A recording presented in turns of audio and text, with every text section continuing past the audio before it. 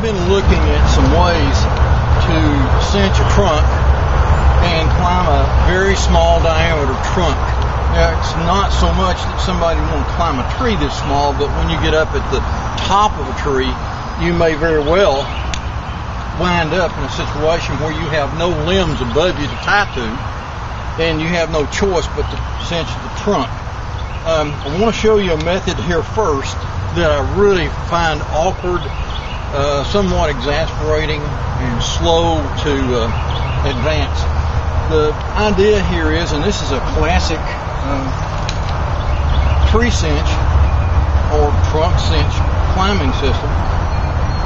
You have two ropes, and they can be short. One ties to your saddle, however you want to do that. I'd do it with a prusik so I can take slack up or adjust it. And this one goes to your foot loops. Now, the simple concept is you take the slack out of your foot loop, bend your knees, and press up, and that gives you slack on the saddle, and you move this up and cinch that. Sit down on that, and now you move this up, and you just kind of keep doing that until you're where you want to be. Unfortunately, what happens, the slightest bit of tension here limits what you can do with that. Then when you put weight on it, it tends to pull down like that. So you might gain this much and then slide down a little bit, and the stroke is very small. I tried this on a number of trees in the past, and I retried it just moments ago live, tried to go up this tree using this, and it's pretty tedious. Really don't recommend this method at all. Okay, just in case you had a need to do this and didn't have 3 ascenders you could use. Well, what I've done now is reduce this down to just 1 ascender. You could replace this as well, but in the application I'm working with, there is 1 ascender with a foot loop about this long already in place in the system to get up into the tree. So I'm just going to reuse it as is, no change whatsoever. What I've done differently here, instead of having an upper ascender that attaches to my harness, I now have a helical knot. And basically a helical knot is a number of turns around the rope, culminating in some form of a bowline terminating knot, and my tail is way too long. I had one just a little too short, and the next piece I had with me is way too long, so I just have to live with that. This is my main climbing rope. This blue rope is a backup, and I've got a 3-wrap prusik on it, and it doesn't have to do a whole lot, and when I'm playing with it, I've got both hands to loosen it and work it. So it's kind of a static thing. The helical knot, in order for this to perform efficiently, has to move. So that's why I'm using a helical here instead of a prusik, and you'll see the performance of this helical knot in just a second.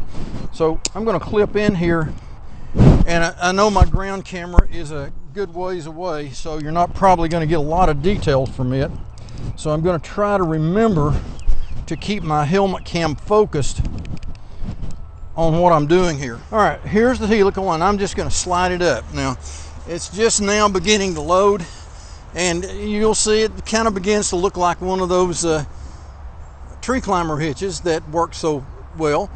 This is just a helical, and you may be a little queasy about this 8mm prusik cord, but I mean, my goodness, this stuff is 3,000 pounds, so I've got a 20-to-1 safety factor with that. Take some knots into account. Even if it was 10-to-1, I'm still safe. Probably, and I hadn't tried this, I had this with me, beeline would be the thing to use for this. All right, let's get started right quick. I have to get my feet in the foot loops. All right, I've already got my helical loaded, so I'm going to swing into the tree and raise my foot ascender. So my knees are bent, and I'm ready to go up. Watch the helical. I don't know that it gets any easier than that. Advance the foot, advance the helical. As you can see, I ran right into that. It's so fast. Now, what I do here, I tighten this one. Slipped on me. I tighten this one, and I'm going to load it in just a minute by taking my foot ascender and putting it over here. The reason I want to do that I've got to get some load off of that because I'm going to move this whole thing up. All right, now I'm on the prusik, and I'm just going to, the helical. I'm going to feed some rope through that. I'm going to put my foot ascender up as high as I can get it, move way up the tree, and you can see how much I gained in that one stroke. This works really good on these small diameter trees because you can reach around them. Alrighty, I'll switch the foot ascender back to my main climbing line, and I'm ready for another pitch.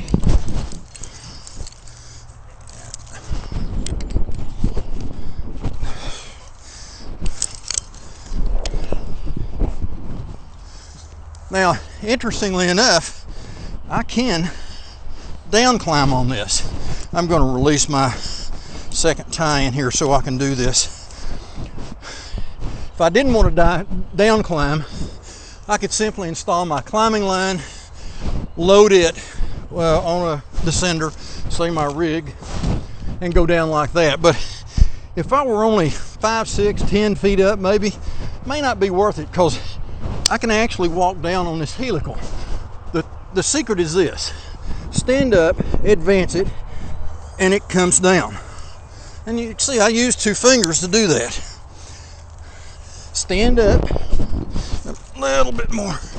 Stand up, breaks it, move it down. And you can see I'm moving down pretty good. So if you didn't have a long way to go, wouldn't hardly be worth switching over to a rope or a descender. But you will not move that knot if it's loaded. You can see I'm trying to. The secret is push it up, pull it down. Very fine knot. I hope you noticed as I went up how quickly this thing released and slid up on the advance. Very nice knot.